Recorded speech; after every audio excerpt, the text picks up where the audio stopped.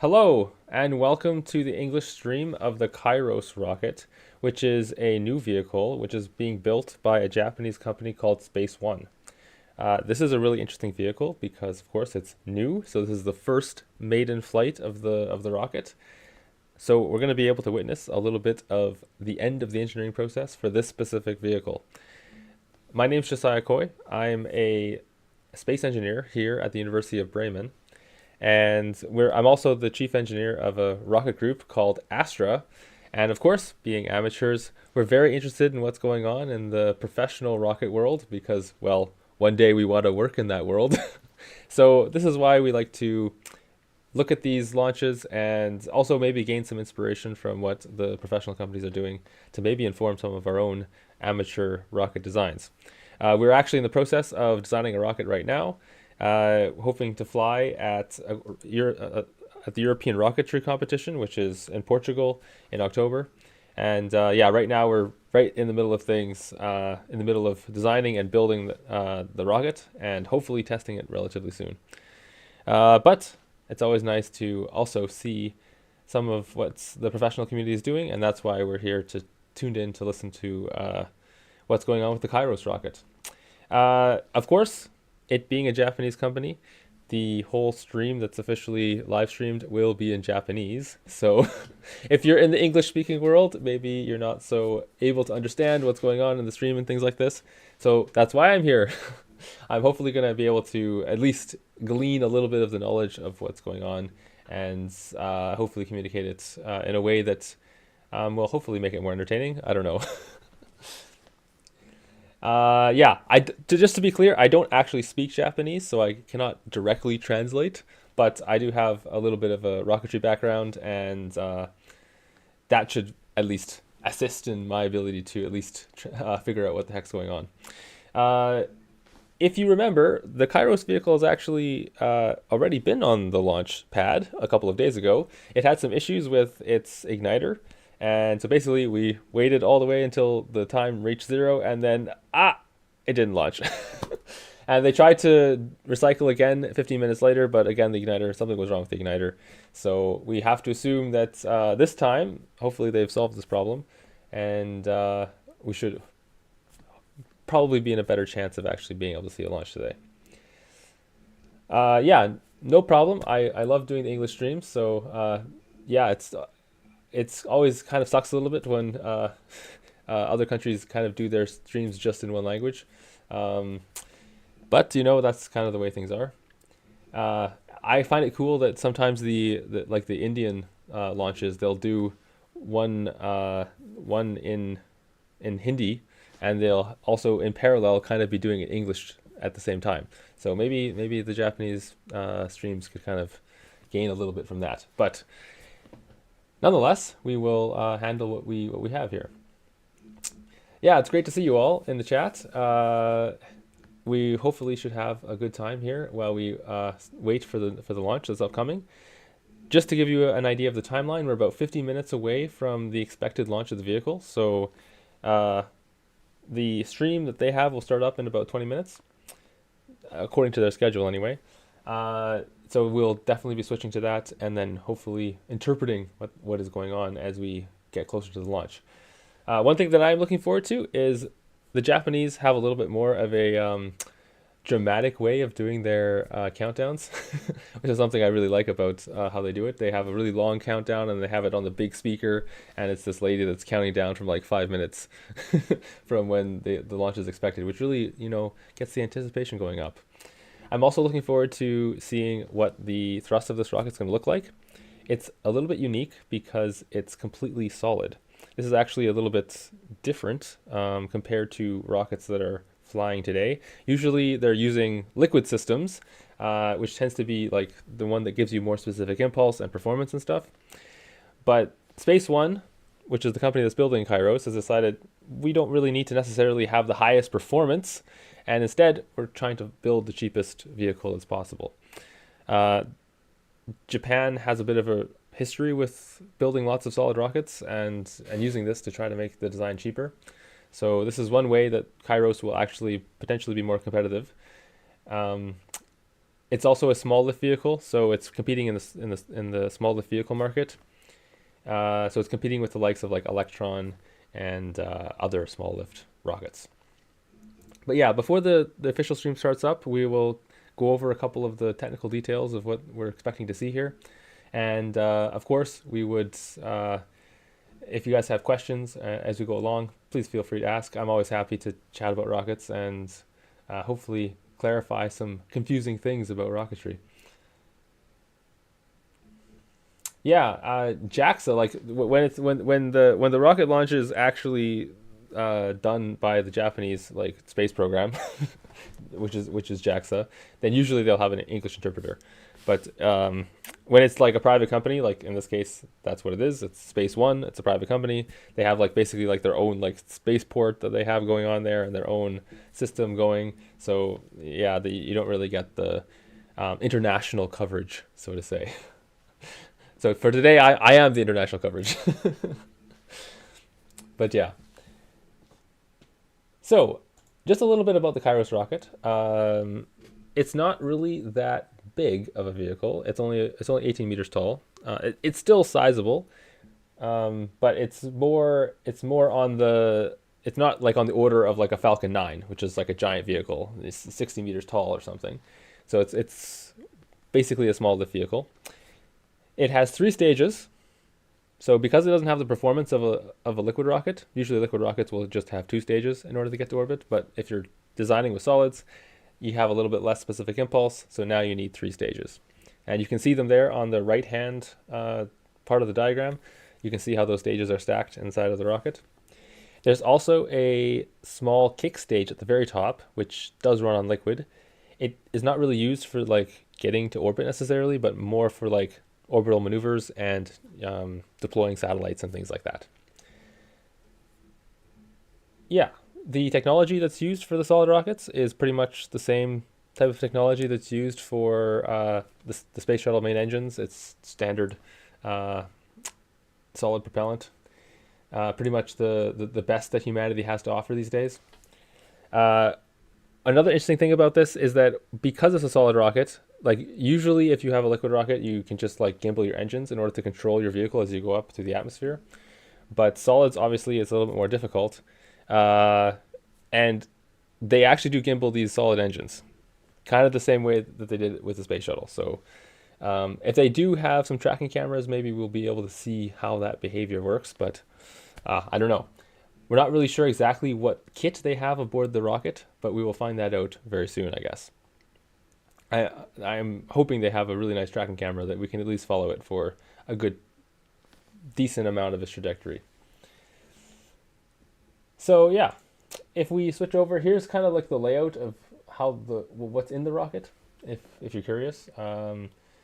There, just to be clear, there's no like recovery or anything like that attempted for this rocket. It's purely expendable. The philosophy that Space One has is that they basically want to be able to build expendable vehicles really, really, really cheap, and that's how they're going to stay competitive in the small launch market. Usually, the margins that you get for vehicles that only have a little bit of payload to LEO, in this case, it's only about 250 kilograms. You really don't have a lot of margins in order to build in recovery abilities. So, unfortunately, that's not really the way that they are planning to make it cheap, which I guess SpaceX has kind of spoiled us to in recent years. But if all goes well, the vehicle should be quite competitive against the likes of the Electron. In terms of what it can carry, it does have a payload fairing, which is slightly wider than the body of the vehicle itself. And considering that it only can take about 250 kilograms, the fairing itself is quite spacious. Like I think it's just over a meter long, over 2 meters long. And then, of course, you have that 1.5 meters of diameter. So if you imagine, like, that's a lot of space to fit 250 kilograms, like you could probably stand up in there. So it's quite, it gives you a lot of opportunities for doing things like ride sharing, where you have like multiple satellites that are all stacked in there. And it also gives opportunity for satellites that are less dense to potentially be quite useful.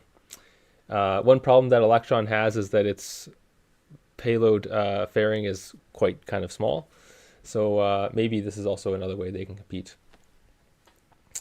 In terms of where the launch site is, of course, it's in Japan. So it's in the location here that's highlighted in the red. I'm not a master of Japanese geography, but it's just south of some of the major cities. I think it's south of like Kyoto and stuff. So it's kind of in a more secluded area. But this is their own like launch site. So they have built up this launch area specifically for this vehicle. So we'll get to see what that looks like and what they have planned over there.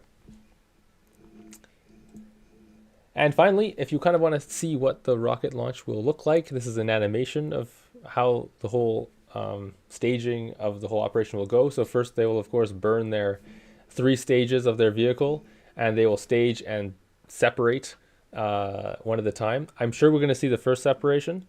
The question is if we'll see the others. It depends on whether they're actually having any cameras or anything on the vehicle. Once they have finally made it to orbit, which is when that 3rd stage completes its burn, then they will separate, and then basically that kick stage is going to take over and then be used to deploy the satellites. In this case, they're carrying a secret, well, not super secret, but a little bit secret military payload for the Japanese intelligence agency. So it's kind of a probably they're not going to show the part about anything to do with the deployment because, of course, usually they try to keep these things secret. But yeah, we should at least see if the vehicle is working or not and see if it could be competitive. So I'm looking forward to seeing that. So that's a bit of a rundown of the vehicle itself. Just to give you an idea,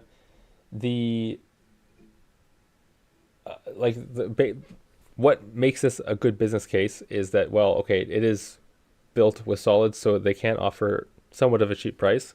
In this case, the price for the whole vehicle that they're listing right now is 9 million euros, or sorry, I'm speaking in European units, 9 million US dollars.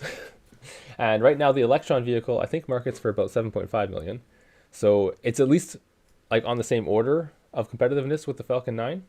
But maybe in the future, when they start launching more of them, they'll be able to reduce their price. We'll see. So yeah, if you're wondering when T0 is, we're about 40 minutes away now. So that's what we're tracking down towards. The official stream will start in about 10 minutes, so we'll switch over to it when that happens. But yeah, so we're 40 minutes away from the expected launch. Do remember though that they do have a 1 hour launch window. So starting in 40 minutes, they have 1 hour in order to try to launch the rocket. And then if they don't launch within that hour, then of course they would have to scrub and switch to a different day. But they've already done that, so hopefully there's no scrubs today. They did have some issues with their igniter. If you remember from a couple days ago, for some reason, they tried to launch and then they tried to recycle and launch again. But of course, the igniters, the rocket never fired. So we have to assume something was wrong with the igniter. It could also be that the computer actually just stopped for some reason and just decided, no, it's not safe to launch, and just didn't. But usually, like with solids, it's not such a mystery of what's going on because there's no propellant to load, there's no pressures inside of tanks to figure out, there's no loading procedures or like boil off things to worry about. So usually, like the complication of like the launching itself is usually a lot less complicated, and usually a lot less likelihood that you'll have a scrub or something like that. Yeah, there was nothing wrong with the weather, nothing wrong with like things in the way of the trajectory, so we have to assume it was something with the igniter. So yeah, we're looking forward to seeing them finally resolve this problem and get back into gear and actually launch this vehicle. Yeah, it's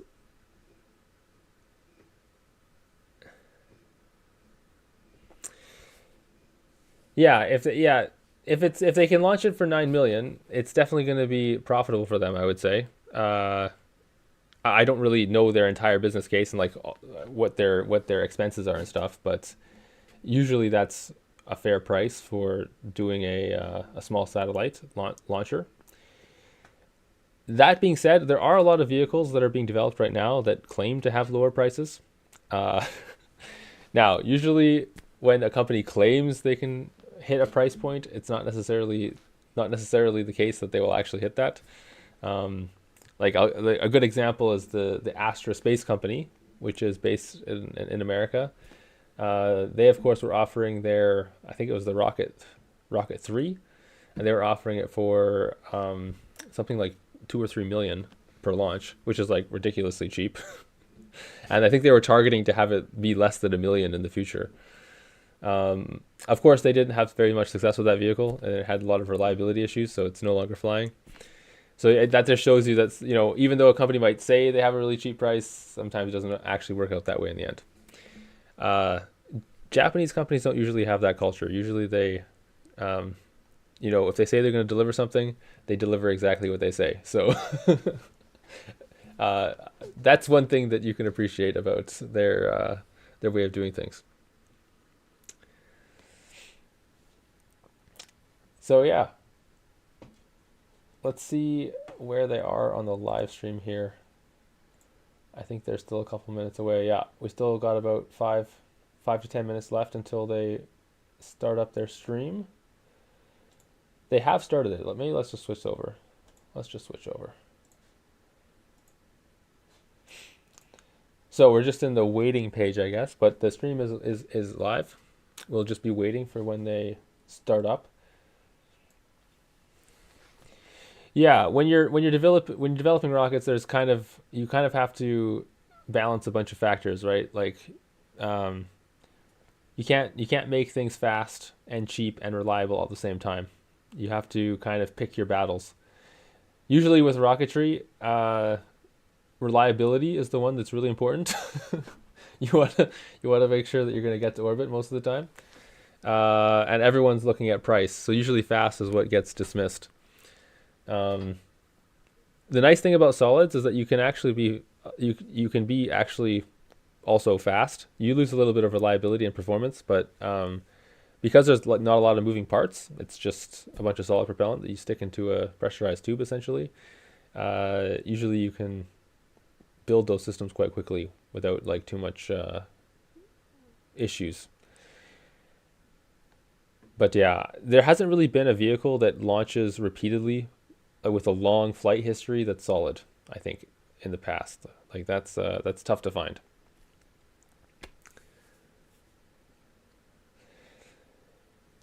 Yeah, I agree that Japanese businesses are definitely among the best in the world, and certainly the case. At least certainly the case that there's a good history of reliability in the Japanese space market. So uh, that's a good thing to lean on. It's an important thing to note, though, that there actually hasn't been a small satellite vehicle launcher which has succeeded to get to orbit on the first try. So there's not a single one. All the flight tests that's the first test of the flight like usually doesn't go well. Like starting at the beginning, like the Falcon 1, that one took like I think it was 4 launches to get into orbit. Electron took I think they got it on the second try, 2 launches to get to orbit.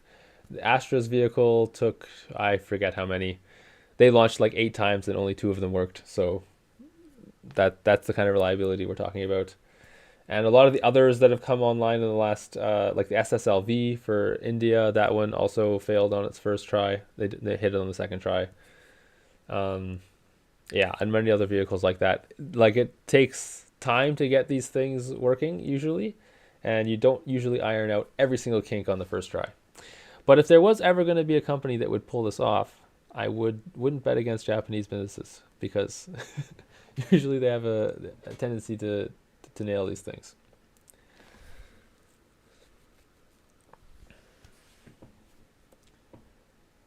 But yeah, what is your guys' favorite small sat launcher that's in the market today? What do you think is going to be the one that's going to end up dominating, like the Falcon 9, but for the smaller rockets? Personally, I think that the Electron kind of has it kind of has the niche right now as being the go-to launch vehicle, and I don't think that's going to change. There's a lot of the newer ones, they're there, but there's going to be a whole reliability issue. Yeah, Starship doesn't really count as a small sat launcher. It's a giant vehicle. It launches like 100 tons. Uh, the I guess it could compete with that category if they somehow figure out how to put in a whole bunch of like they would have to like pack like thousands of small satellites into it to like make it work so that it was economically viable to launch such a giant thing.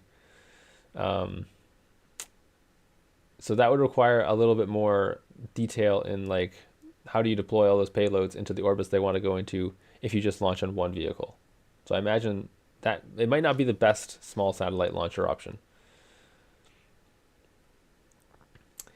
Yeah, actually, Stoke Space is a really interesting company because they're actually trying to develop a 100% reusable vehicle where they're also going to like reuse their second stage as well. And they're like using aerospikes and all this kind of stuff, like really experimenting. So I'm curious where they actually end up developing into. Uh, they're definitely trying out a lot of new things, which I think is very ambitious, but I think it can be rewarding. Like this is kind of the way SpaceX was with their experimentation with recovery and stuff only 10 or 15 years ago. So I'm sure new things will come out of what they're doing, even if things don't work exactly the way they expect. So there definitely needs to be more development on recovery of second stages because obviously no one's ever really done that unless you count the space shuttle. It was kind of like a second stage that got recovered, but not very efficiently. So definitely more development required. Yeah, I wonder when they're launching. I don't really have a good idea of what their timeline is. But I know they've been testing their second stage stuff, and they've done a lot of rocket tests and engine testing, and I think they've also done some like basic like hover testing and control testing with the second stage as well. So yeah, yeah, RFA is supposed to have a launch soon. That's correct. Although they have been saying that for the last 5 years. They're of course close to us because we're in Bremen, Germany, and they're in Augsburg, Germany. It's not super close. It's like a 6-hour drive, but we do often run into each other. And actually, a lot of the people that work in the Astra group, the rocket group that we have here in Bremen, actually work at RFA as well. We also see a lot of them at at expos and stuff because we both have booths and stuff, and we talk to each other. But yeah, they've been saying that they're launching next year every single year for the last 5 years. But they are getting closer. They are getting closer. Like they've done a full duration second stage burn now.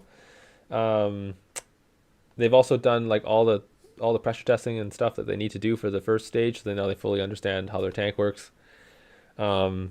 At this point, it's mostly integration related things they're working on, and regulatory and setting up the spaceport and things like that, because there is no spaceport in Europe. Like, there are no spaceports in Europe. That's just not a thing. So there's all these new spaceports that are popping up now, up in the north. So up in Sweden and Norway and Scotland. So basically, they're building it from scratch in places where like no one is, like way up in the north in Sweden where like there's no infrastructure or people. So that's kind of the struggle that they have there. That's kind of delaying things, I would say. So it looks like the Japanese stream has started. Here we go. And you're going to get treated to a bit of the flavor of how this works. There's like this big area that they have, a viewing area, and a bunch of people are probably going to be there and watching the stream. Or not watching the stream, I guess. Watching the launch. Which is also pretty cool, considering it's just a private launch and they have like a spectator viewing area. Yeah, the RFA first launch is very much like nuclear fusion. It's always, just a little bit away. Don't worry, it's coming. If we can figure out how to get nuclear fusion on rockets, that would be the game changer. Then you could have single stage orbit. You don't have to worry about all this, first stage, second stage recovery. Uh, yeah, we got to figure out fusion. That would really be a huge game changer, but probably not realistic in the near term future, I would say. Um, yeah.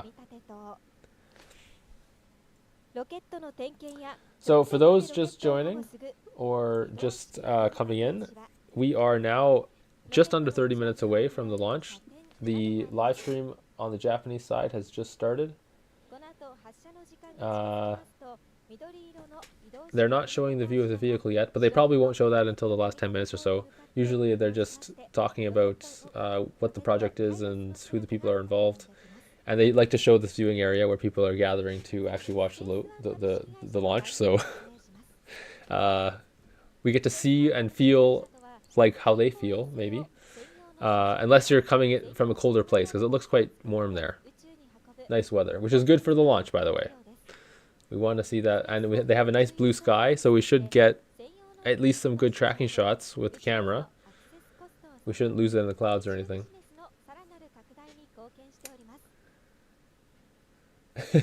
You like the Japanese game show style of the commentary? Yeah, I kind of liked it too, I guess. I wish I knew what they were saying. I'm sure I would have been able to laugh along a little bit better, but yeah. So just to be clear, there's not going to be any preparation activities that are going to be for the vehicle. Because it's a solid rocket, it's there's nothing to do. It's just sitting there on the pad. So you're not going to see any vapor clouds. You're not going to see any fueling operations. There's not going to be any lines that are connected to the vehicle. Like for a lot of the liquid rockets, there's a whole strong back that'll be sitting behind the vehicle and a bunch of lines connected to it. None of that's going to be there because of course it's a solid rocket, and that's kind of the whole point. It really radically simplifies a lot of the process that you have to deal with. So from that perspective, it's kind of almost it feels like a bit of a naked rocket sometimes. But yeah, back in the day, that's how all rockets looked like before there was all this liquid rocket development.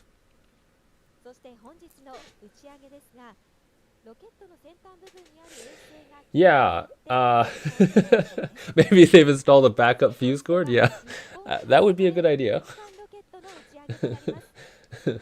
That way you can be sure that no matter what, you can definitely launch the rocket. If it was Astra launching the rocket, Astra, the student rocketry group, then we would definitely have a fuse cord. Yeah, no reason to not have a launch, right? Just to give you a little bit of background on the rocket that we're developing, it's not a solid rocket. It's actually a hybrid rocket. It's really hard to do solids in Europe because there's a lot of regulations about who's allowed to mix propellant and how much propellant you can have and all this kind of stuff. Also, you can't transport it. There's a special license you need in order to transport solid propellants, and only special drivers can drive. And you have to drive on special roads because it can't be around people. It's really a nightmare. So just getting all the licenses and stuff in order to make it work, it would take you longer than the time that you would be in university. So that it kind of defeats the purpose of doing it. So this is why we choose to do a hybrid. What that means is that we just have a liquid oxidizer and we have a solid fuel. So the oxidizer is contained in a tank, the fuel is contained in the combustion chamber, and then the nitrous oxide gets blown into the combustion chamber, and then it burns with the solid fuel, and then you have thrust. The oxidizer and the fuel are separated, so that's what makes it safer. In principle, you need both of them together in order to make a reaction like it is in a solid rocket, and that's why those are slightly dangerous. But when they're separated, you can be sure that, if something goes wrong, you hopefully will not create an explosion or anything. And it also makes it easy to transport because you can transport them separately, so there's no explosive risk or anything. Yeah, so that's why we develop a hybrid rocket. And if you want to see like how that's going and stuff, you can see all of the developments that we did on the engine last year. I think we have a couple of videos out about the testing that we did. They're a little bit exciting. Just a little spoiler. We did like 10 hot fires and only two of them were like moderately successful. So yeah, we had a lot of couple of ruds, a little bit of flame and fire. So if you're in for the exciting times, I would definitely check those out. But hopefully we're not going to see any of that today. It's just going to be a clean launch, no fireworks. Although being a solid rocket, it's kind of like one big giant firework. So just no explosion at the end.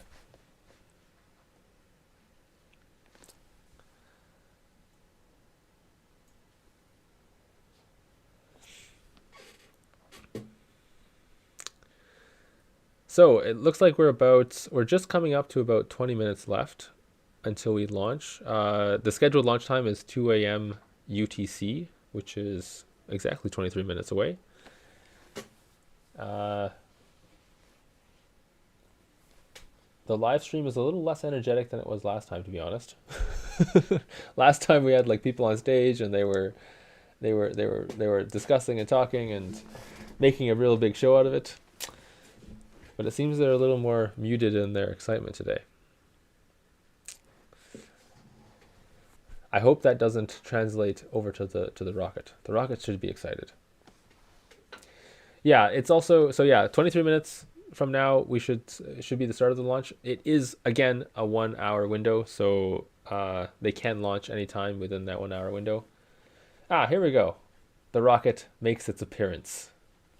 And actually, you can see a bit more. This is a different view than we had last time. You can see also the integration hangar there that they have. And you can also see people milling around the launch pad.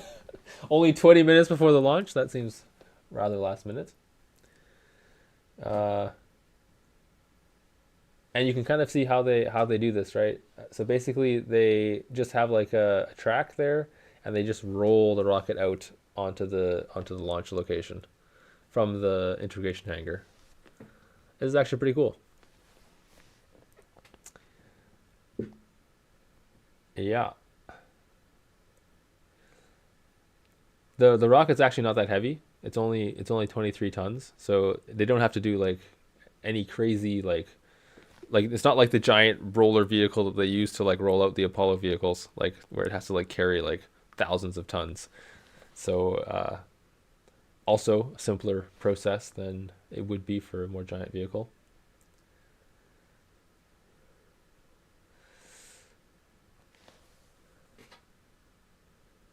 Yeah, the I don't get why there's people walking around right at the launch pad 20 minutes before it's going to launch. That's a bit sketch. I guess it's different though because it's a solid rocket. But still, I wouldn't want to be around a solid rocket that's about to launch with like a fuse in it. Like, mm, I don't know, Japan. What the heck? Seems a bit sketch on the safety. I tell you what, in Germany that wouldn't fly. Uh, yeah. You won't see that in Rocket Factory Augsburg stream. I can guarantee that. Whenever they finally decide to launch, I think that they'll probably launch in 2025. That's my guess. I think that's the year for them. They're also, by the way, offering a very radically low price. I think the price point they're targeting is 3 million per launch, which would be crazy uh, if they actually are able to hit it. I was actually, our team actually got the pleasure to actually tour their facility. Um, so we got to walk around the entire factory there. It's actually kind of crazy what they're doing. Like we specifically went and looked at the engines, and like they completely 3D print the entire engine. Um, but the thing is that the 3D printers they have are not big enough to print the entire engine. So like they print it out in like segments, and then they have like special integration methods where they use to like clamp it all together. So when you look at it at first, it kind of just like it kind of feels a little bit like it was kind of like it's like multiple parts. But in the end, it works really well for them, and they've been able to achieve full duration burn with it. So,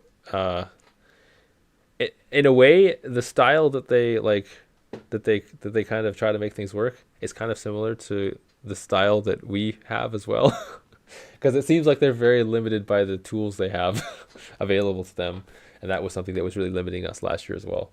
So we felt their pain.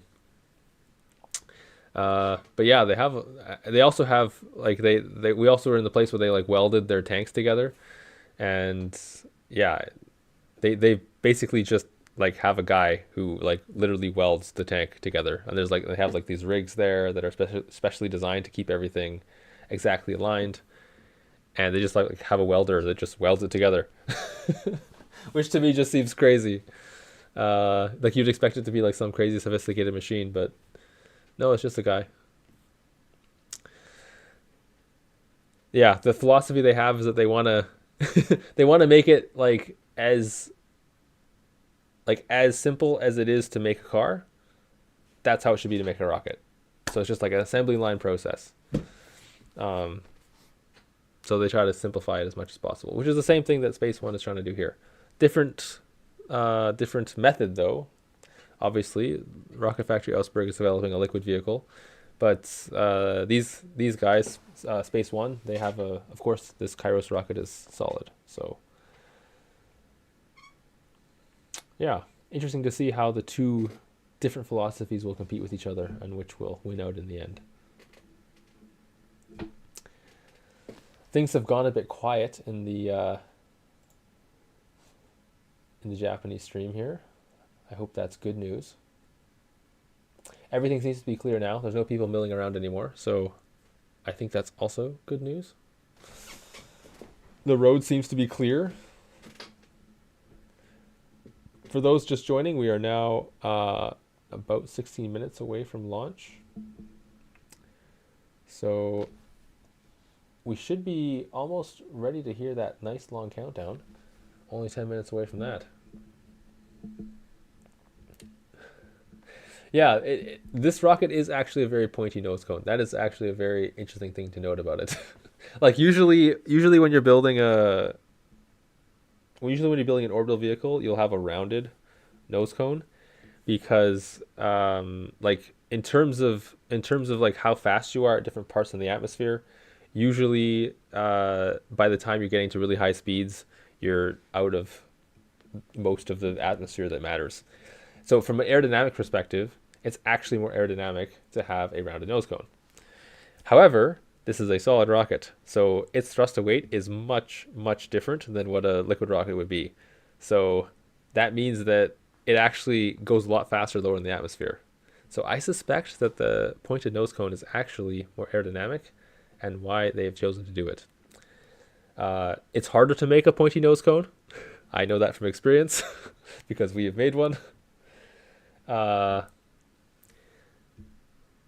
so it must be an aerodynamic thing for them. Interesting. Now we just saw a car drive by, but now everything seems to be clear. Hopefully they're not going to accidentally torch someone's car.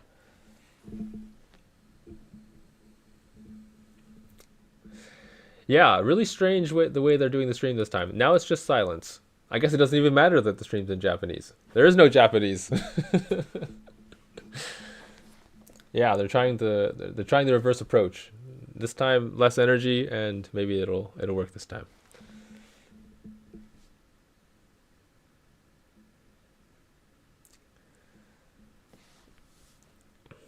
But yeah, I don't know. Okay. It would be nice to have a little bit of information from them as to what's going on. But yeah, I guess we don't get that. Okay.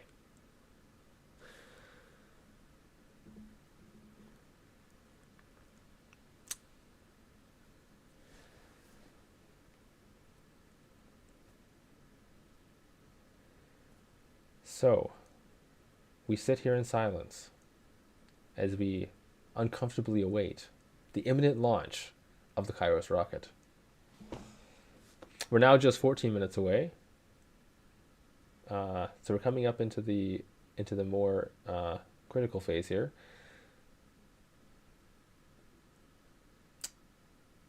I would say the chance of putting this satellite into orbit, well, like I said before, the track record of new vehicles in the small satellite launch market is 0 successes and 100% failure. So, with that in mind, I wouldn't get your hopes up too high. However, I mean, I think that these days, someone's gonna get it on the first try eventually, right? It has to happen eventually. So I'm gonna say maybe this will be the one. Maybe. Surely someone's got to make it.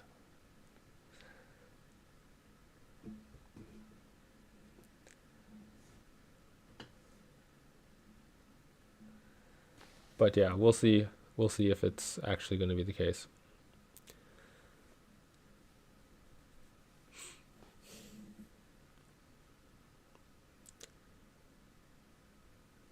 If they do manage to actually get it on the first try, like imagine the marketing value that that has. Like we're the first ones to actually nail this on the first try.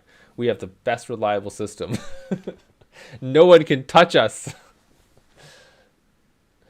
Uh, yeah, a lot of stuff on the line to try to get it right on the first try. I don't think they're publicly traded though, so at least they have that going for them. It's not like the launch is like gonna affect their share price or something.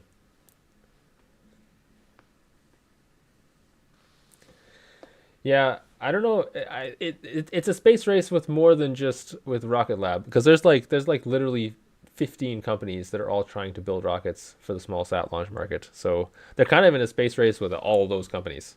Like it's Rocket Lab with the Electron, it's Astra's now Rocket 4 vehicle, it's Rocket Factory Augsburg's rocket. It's there's two other companies in Germany actually. There's High Impulse. They're also trying to build a small sat rocket. It's a hybrid rocket actually, which would be the only hybrid rocket that is supposed to plan to be going orbital. So another weird, interesting rocket that's happening. There's also oh man, the company that operates out of Munich. That's the one I always forget. Uh, there's also a couple in the UK. There's Sky. I think it's called Skyrora. It's also another weird vehicle. It operates off of uh, hydrogen peroxide as the oxidizer, which is like a really weird oxidizer to have. It's usually very difficult to like contain it and stuff and keep it from like dissociating back into water and oxygen. But if you can get it working, it's actually really cheap. So this is why they're trying to pull it off with that. There's also a lot of companies in the U.S. Like we already talked about Stoke Aerospace. I don't know if the Firefly vehicle counts. It has quite a high payload for a small sat. I think you can get 1 ton to low Earth orbit, so that's kind of just on the edge. But I guess that counts as well. There was the Virgin Orbit vehicle, but that went out of business. They're already out of the space race. And there's a couple of there's a bunch I'm forgetting. There's a couple in India. There's other companies in Japan. There's also some Chinese companies. There are so many companies trying to build small sat launch vehicles. So it's quite a crowded space. I would say it's probably the most like crowded space race that's ever been. So it's certainly a weird world we live in. I am very stoked to stream every single one of their first launches. I want to see how they all come together and where it all ends up in the end. Whose engineering will win? All right, we are now just 9 minutes away from the expected launch of this rocket. For some reason, we still don't have any audio from the official stream. It's unclear as to why that is. They do seem to have a bit of wind at the site there. You can see their windsock is blowing a little bit, but they do have sunny skies, so I think it should be all right. Usually it's the wind in the upper atmosphere that's more of the problem anyway. The ground level is not such a big deal. What's the little kid doing there down by the rocket engine? That is a good question. There's not been a whole lot of explanation about what is going on. There were a lot of people that were milling around the launch vehicle about 10 minutes ago. It looks like that is not happening anymore, at least. So I haven't seen anyone walk out onto the pad in about 10 minutes. So it seems to be that they've at least safed that area. You definitely don't want to be around the rocket when it's going to launch. But I also wouldn't want to go around it when it's about to launch either, because it's solid propellant, which is basically a bomb waiting to go off. So I would be a little cautious. But yeah, I hope they're going to at least give us the countdown. My goodness. Why do they go straight to silence like this? That is so strange.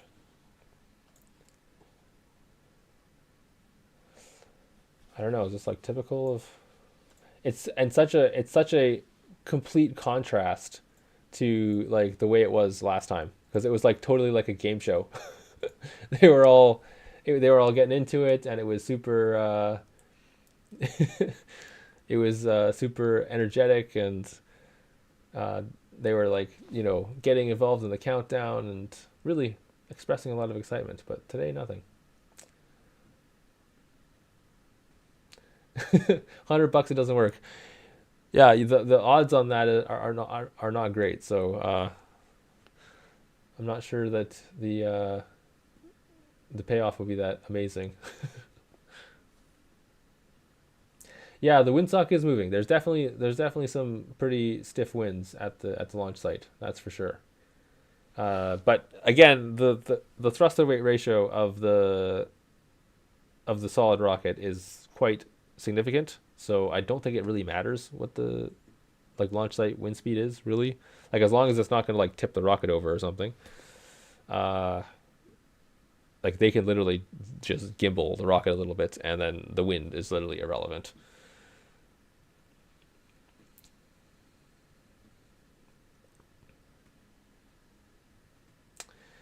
Yeah, we're getting close now, and I hope their igniter works as well.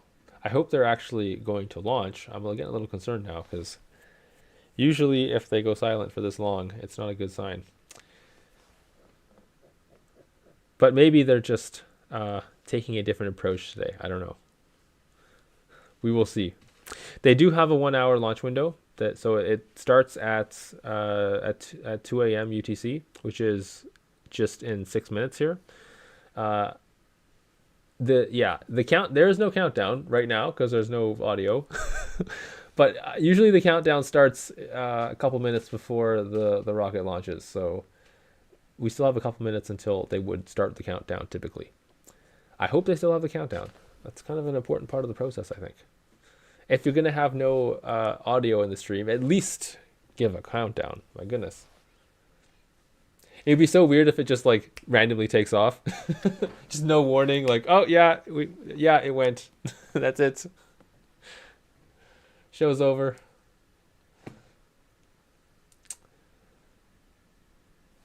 But okay.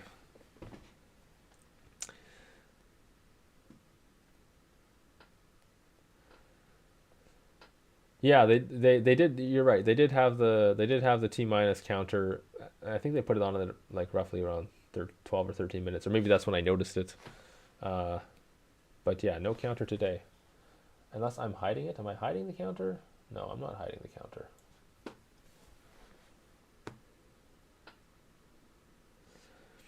I definitely agree. The countdown in Japanese is the Japanese do the best countdown on the planet. No one does the countdowns better than them. Hats off. They managed to mix the perfect amount of anticipation and build up and suspense into that countdown. Yeah, everyone else should take notes.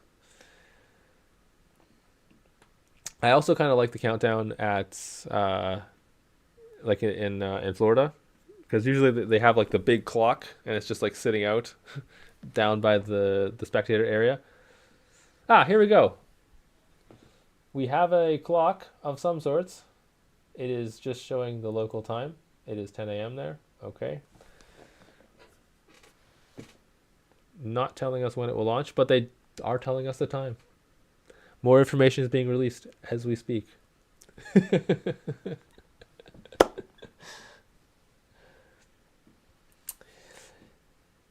One of the engineers privately named it the Kamikaze. That is hilarious. Hopefully, it is not going to suicidally kill itself. That would suck. Oh man. Kind of a terrible name for a rocket, to be honest. My goodness. Well, if it is going to kamikaze, just please don't do it into any American boats. That's not allowed.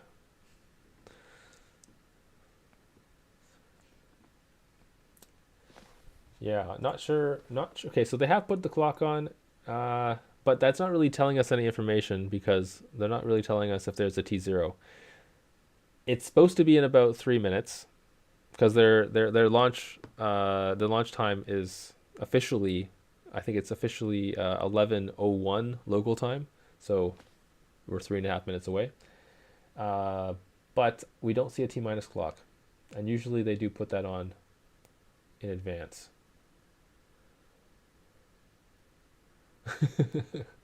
Yeah, unclear what the strategy is here. The pad is clear, and it has been clear for the last 15 minutes or so.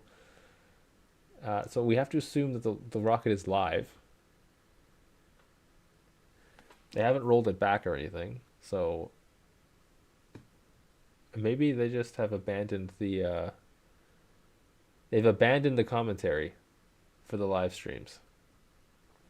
It was bad luck. Maybe that's the issue. Maybe they're a very superstitious company.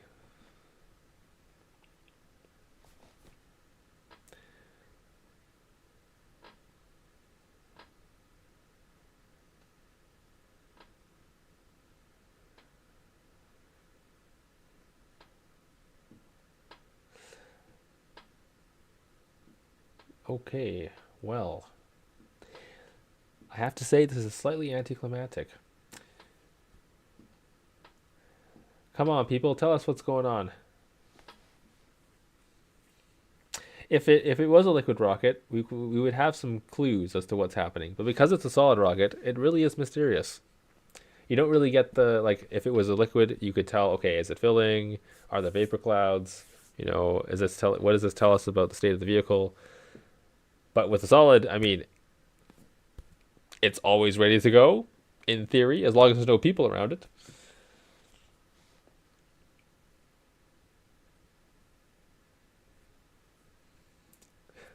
Unfortunately, there are no monkeys or animals strapped to the vehicle, at least that we know of.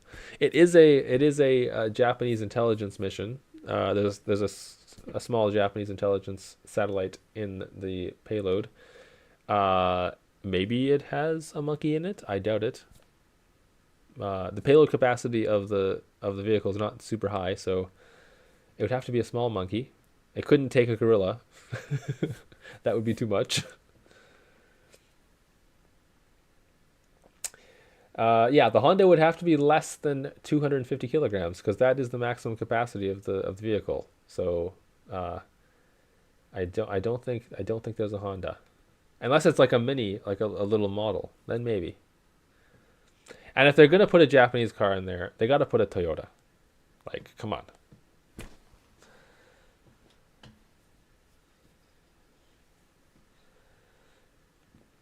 Okay, so we were supposed to launch in 30 seconds. I have a feeling like it might not be the case. But we can still count down as if it is going to launch. If it launches in 10 seconds, then we were right. But I feel like that won't happen.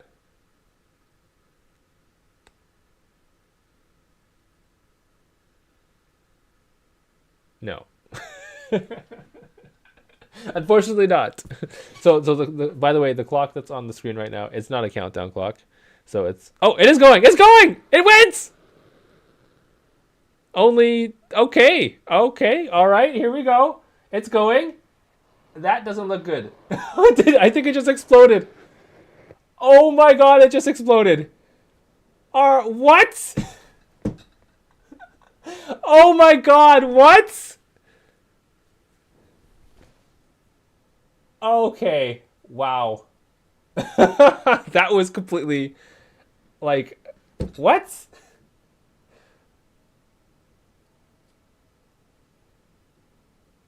Jesus. Okay, so so no countdown, just random launch and then explosion a couple seconds later. Well, it looks like it's another small sat launcher that doesn't quite make it out. And it probably totally destroyed the entire facility. Let's go back. Let's go back. Let's go back. Okay, so we're counting down, we're counting down, we're counting down. Okay, here we go. We're 10 seconds away now. Here's the replay. 10 seconds away. It's going to launch in 5, 4, 3, 2, 1, and it's taking off. And then we pan to the other camera, and then it's just total explosion. Like, after 5 seconds. It barely cleared the pad. Oh, man. Wow. Yeah. That probably destroyed their facility, I have to say. Oh man. Oh man. So, that is why liquids are sometimes a bit better. Yeah, that wouldn't happen in the same way with a liquid rocket. Like that thing blew up like a firecracker. Yikes. I just hope they didn't I hope they didn't destroy too much of their facility. Because they got this like the bay there, they have all their equipment and stuff. And they weren't that high. Like they were probably like 100 or 200 meters off the ground. Like they didn't even clear the hills. It just blows up, right? But they didn't even clear the hills.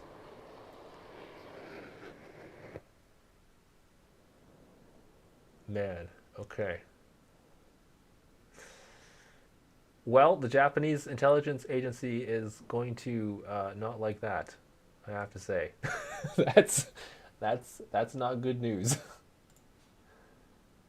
Man, okay, okay. One more time. One more time. One more time. One more time. So it launches. You can almost hear in the audio. Actually, let's boost the audio. Like, do you see how there's like multiple explosions inside? Like that, you have to remember this thing is 3 stages. So like, the first stage exploded, but then that explosion hits stuff and causes all the other stages to explode as well. I said one more time. I'm doing it again.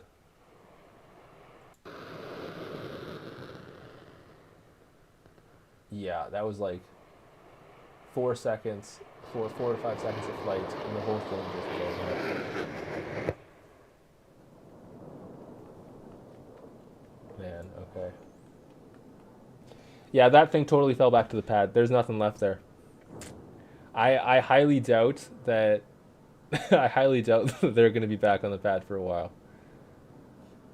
That's going to knock them out of the space race for sure.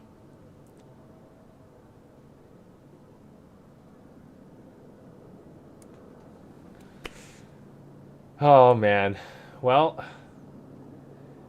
this is the way of rocketry, unfortunately. Have they shut down the live stream? No, they're still streaming. Oh my goodness. Oh, you can see it. Oh wow. They have the water deluge out there. It looks like it missed their facility at least. The bay is still intact. They just kind of messed up the scenery around it. And I'm sure they started the fire. Like, my goodness. Oh, man.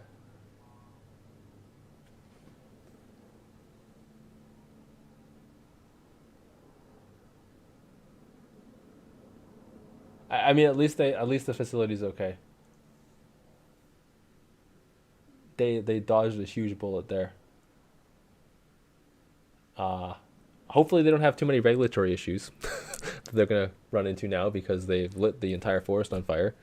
Uh, yeah, I imagine the their environmental report is going to be a little more stricter before their next launch. The Japanese government might have some things to say about that.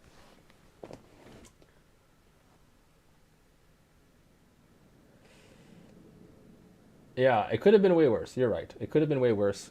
They it could have exploded like immediately, and then that would have blown up their facility.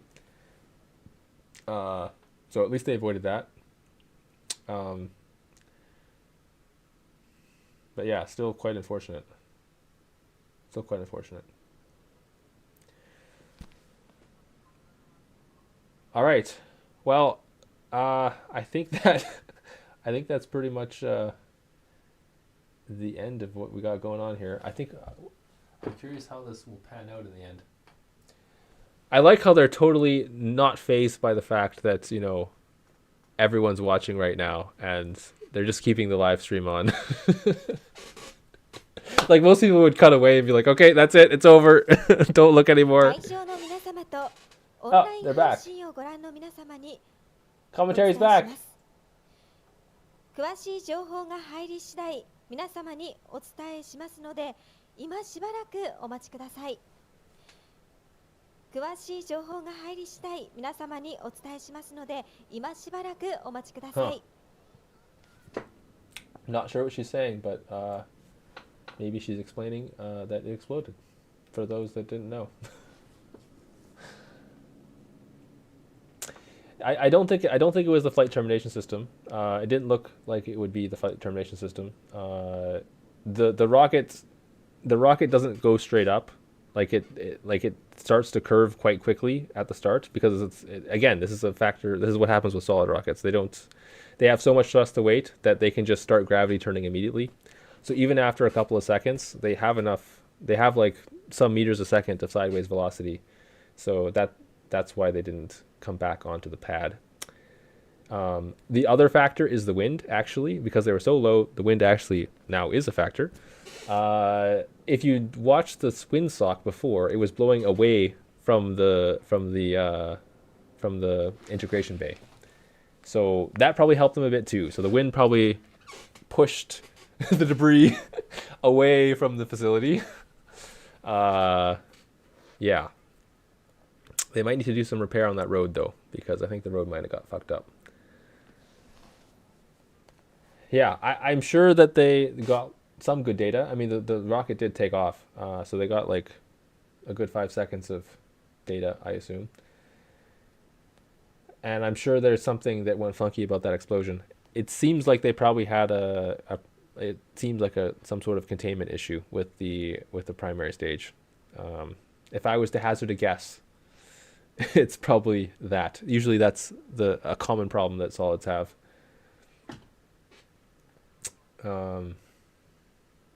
Yeah, it could have also been some sort of navigation issue, like with the thrust gimbaling.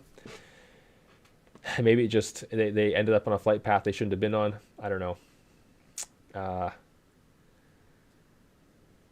And then maybe it was the flight termination system. Who knows? That could be the case too.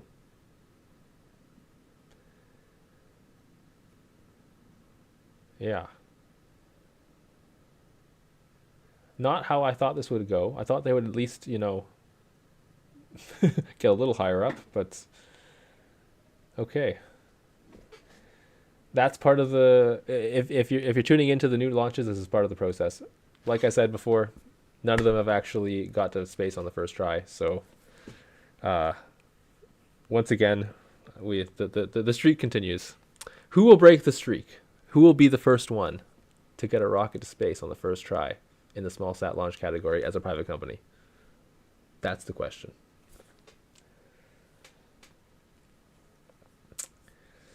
Yeah, most model yeah the model rockets would have gone higher than this one. uh, Usually they don't make such a big boom though when they blow up. So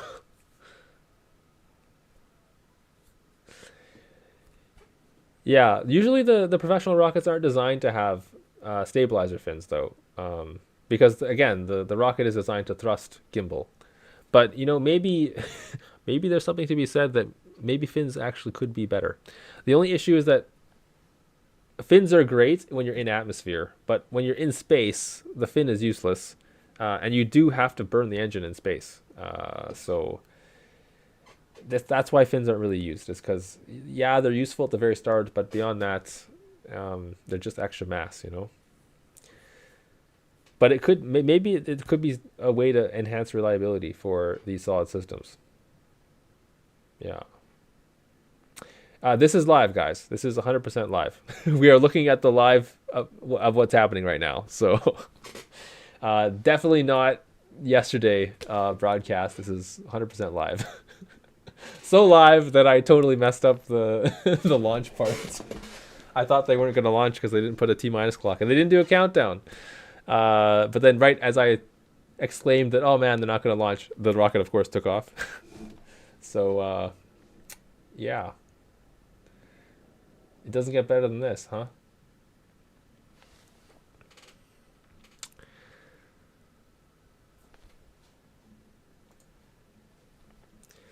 Yeah, the this definitely was a hold my beer moment.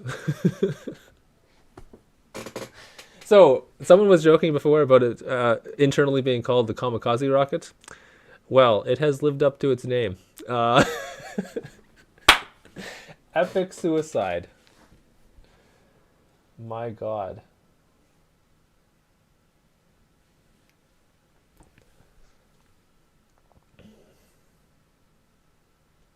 And the fire's still burning. I hope they get it out soon. This is yeah, not good for the. This is not a good image for rockets. We're not supposed to have this high of an environmental impact. My goodness. 会場の皆様とオンライン配信をご覧の皆様に申し上げます。詳しい情 We're 報 still が getting 入 some り次第 commentary. 皆様にお Okay. 伝えしますので、今しばらくお待ちください。She sounds like the countdown lady. Where was she to give us the countdown?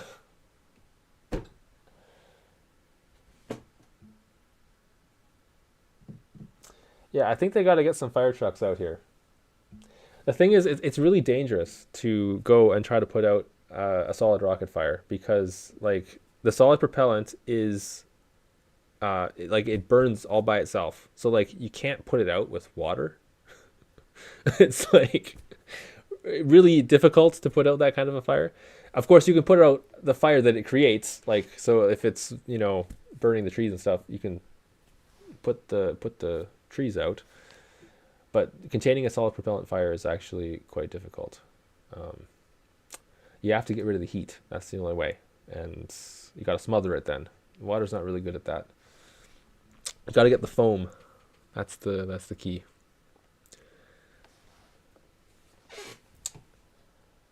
All right. Well, I don't think we're going to get much more updates, and I think we have indulged enough in the in the madness of this launch. I hope that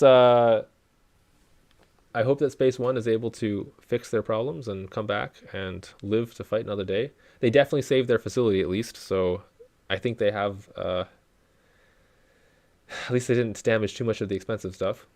It's just a matter of building another rocket, and according to their marketing, they can build one really quickly. So maybe within the year we'll see their second attempt coming down the pipeline.